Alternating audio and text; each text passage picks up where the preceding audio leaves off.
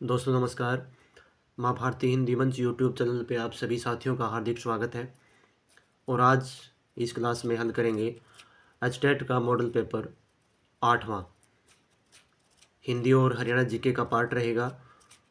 तो आइए पहले हिंदी का पार्ट करते हैं। पहला प्रश्न हमारे सामने क्या है? निम्नलिखित प्रत्येक प्रश्न में एक शब्द के 4 विलोम शब्द दिए गए हैं। सही विलोम शब्द का चयन कीजिए। इसने पूछा है अंतर का। अंतरीय, अंतिम, बराबर और समानता। अंतर का मतलब क्या होता है? डिफरेंस होता है। तो और इसका हो जाएगा, फिर क्या हो जाएगा? डी हो जाएगा, समानता। यानी कि दो चीज़ों में एक तो डिफरेंस हो और एक हो समानता, मतलब बराबरी। तो ऑप्शन नंबर डी इसका सही आंसर हो जाएगा। अंतिम का पूछा है प्रथम, प्रारंभ, आदि और इति। अंतिम का हो जाएगा प्रथम, ठीक है ना।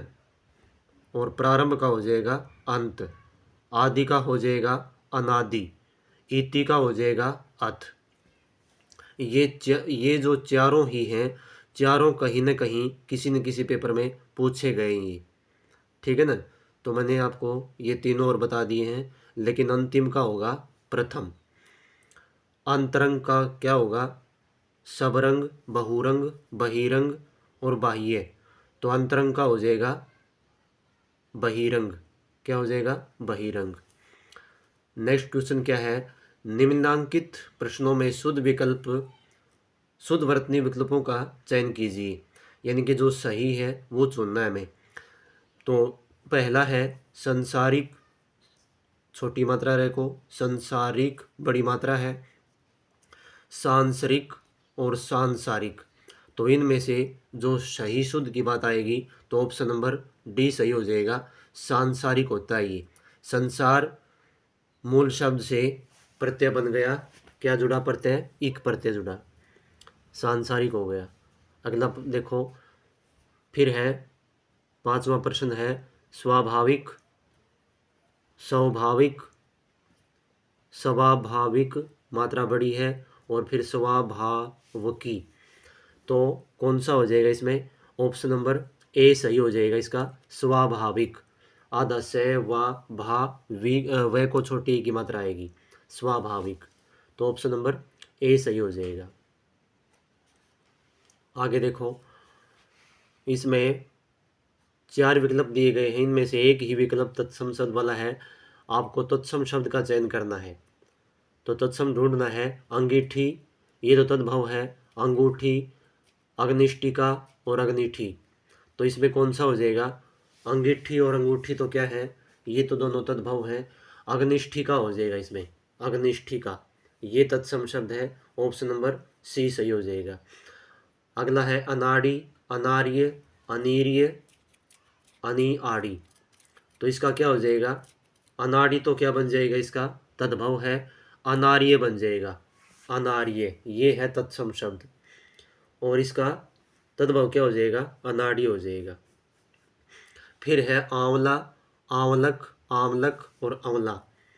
तो इसका क्या हो जाएगा? 8 का हो जाएगा। आंवला तो क्या है? तद्भव है।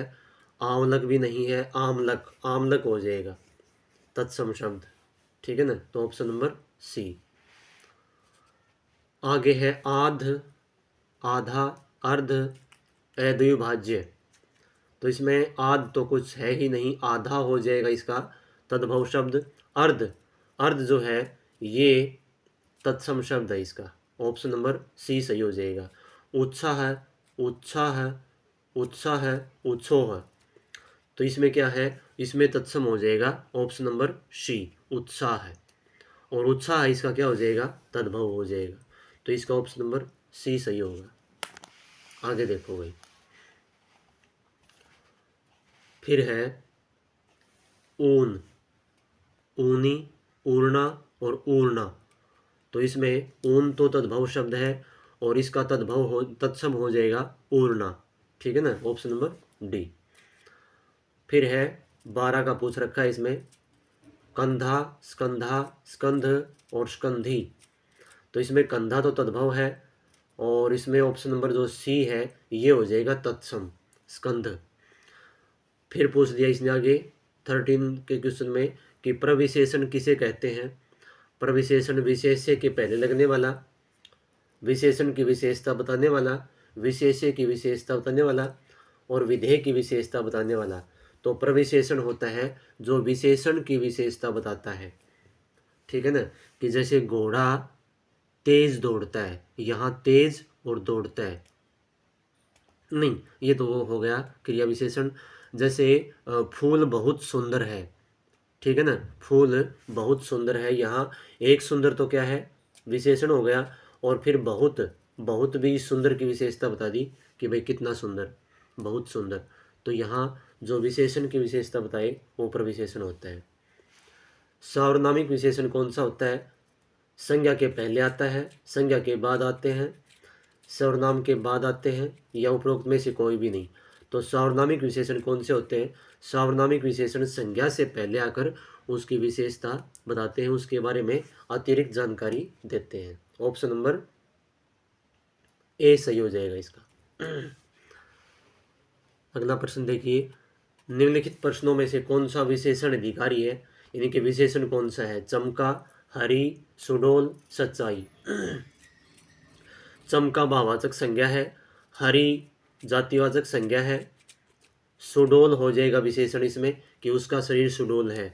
ऑप्शन नंबर सी सही हो जाएगा। सच्चाई भी संज्ञा है, भाववाचक संज्ञा बन जाएगी। तो 15 का ऑप्शन नंबर सी सही है। फिर है सीधा, मधुर, पतनाला, बुराई। तो इसमें कौन सा हो जाएगा विशेषण? सीधा, मधुर, पतनाला और बुराई। तो इसमें हो जाएगा ऑप्शन नंबर ए, ठीक है ना, सीधा, ये हो जाएगा इसका। आगे है उत्पात का उपसर्ग कौन सा है? उत्पात में उपसर्ग आत, उद, उत और ए। तो उत्पात में उपसर्ग कौन सा है? उत हो जाएगा, ऑप्शन नंबर सी। वर्धमान का प्रत्यय कौन सा है? यानी कि वर्धमान जो शब्द है उसमें प्रत्यय कौन सा बनेगा? न, ए, आन और मान। तो वर्ध तो मूल शब्द है और इसमें मान प्रत्यय जुड़कर बन गया वर्धमान। तो ये हो जाएगा ऑप्शन नंबर डी। आगे देखो, चेहरे पर हवाइयाँ उड़ना का अर्थ क्या है? तो चेहरे पर हवाइयाँ उड़ना, डर से घबराना, स्वास्थ्य ठीक न होना, अत्यधिक सुंदर होना और कुरूप होना। तो इसका हो जाएगा डर से घबराना, ऑप्शन नंबर ए। अधिक काम से मनुष्य नहीं थकता, थकता है खालिस्तान और अस्त व्यस्तता से। तो इसमें क्या आएगा?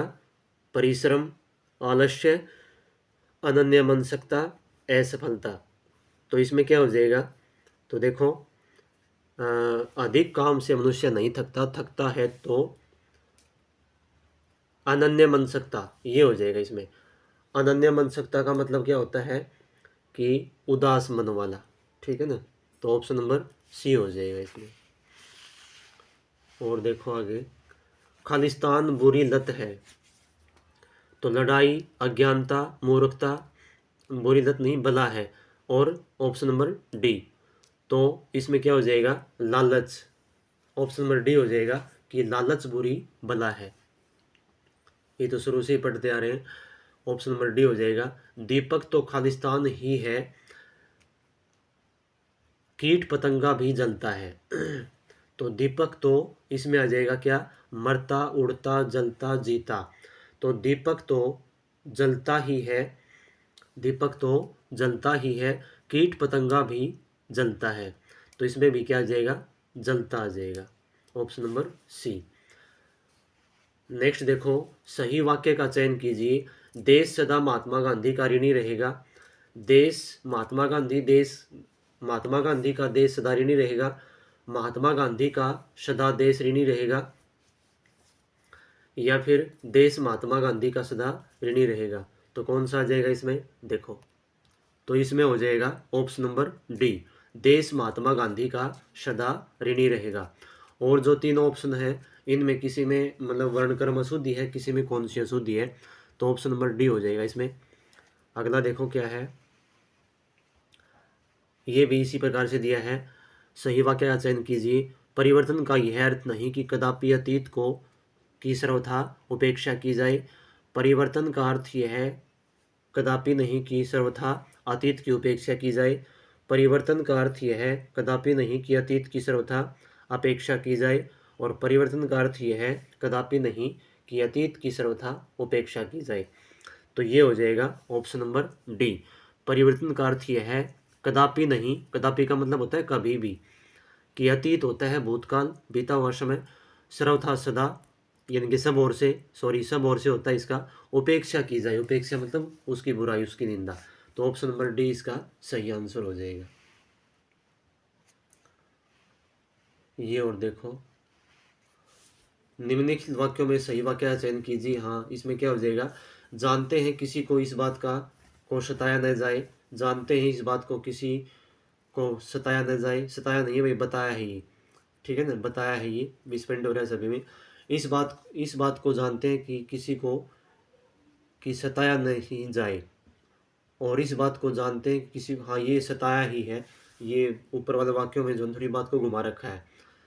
इस बात को जानते हैं कि किसी को सताया न जाए, तो ऑप्शन नंबर इसका भी क्या हो जाएगा, डी, ठीक है ना। तो ये हिंदी का पार्ट था। अब हरियाणा जी क्या करेंगे कुछ देखो।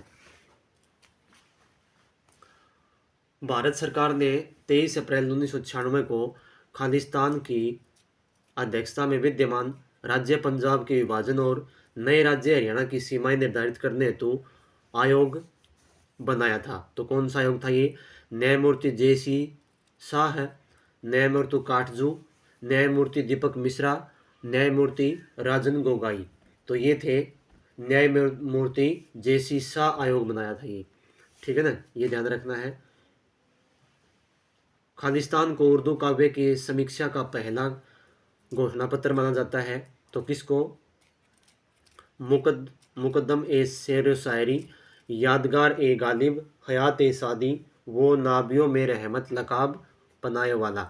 तो ये हो जाएगा ऑप्शन नंबर ए, मुकद्दम ए शेर शायरी। मुकद्दम ए शेर शायरी उर्दू भाषा का पहला घोषणा पत्र था। इसके संपादक अल्ताफ हुसैन आली थे, ठीक है ना।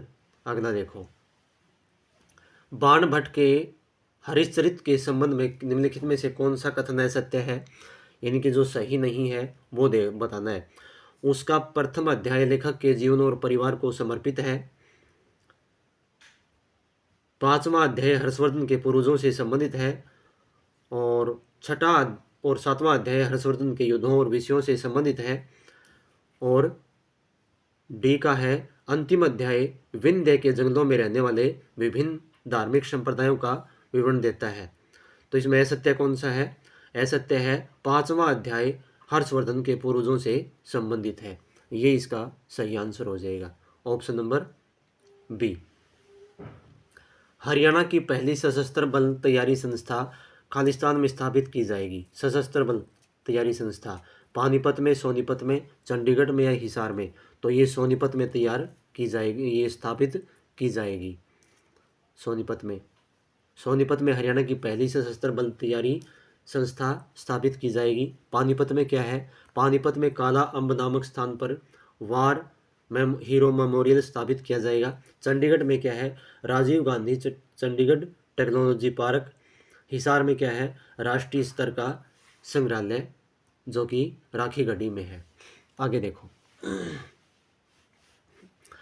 खालिस्तान को हरियाणा का पहला सूफी कवि माना जाता है। किसको, शेख मोहम्मद तुर्क, शाह गुलाम जिलानी, शाह मोहम्मद रमजान शहीद, उक्त में से कोई नहीं। तो ये थे शेख मोहम्मद तुर्क, इनको हरियाणा का पहला सूफी कवि माना जाता है। आगे देखो भाई, हरियाणवी लोक कथाओं के अनुसार गोगा पीर के रक्षक को रक्षक माना जाता है। किसका, मानव का, पक्षी का, गाय, सर्प। तो ये गोगा पीर को रक्षक माना जाता है। ये वैसे सर्प और गाय ये दोनों से ही संबंधित है, लेकिन ज़्यादा प्राथमिकता देंगे सर्प को, ठीक है ना। श्रावण माह के शुक्ल पक्ष की तृतीया को मनाया जाने वाला त्यौहार कौन सा है, श्रावण माह के शुक्ल पक्ष की तृतीया को। तो ये आप सभी को ही पता है, ये तीज का त्यौहार होता है, तीज। गुगा नवमी जो है ये भाद्रपद की नवमी को मनाया जाता है। सांझी, तीज, गोवर्धन पूजा, तो इसमें ऑप्शन नंबर सी हो जाएगा तीज। महेंद्रगढ़ के प्रसिद्ध किले का नाम 1861 ईस्वी में किसके नाम पर रखा गया था? तो राजा महेंद्र, महाराजा मानिंदर, महाराजा रणजीत सिंह, उक्त में से कोई नहीं। तो ये थे महाराजा महेंद्र सिंह के नाम पे।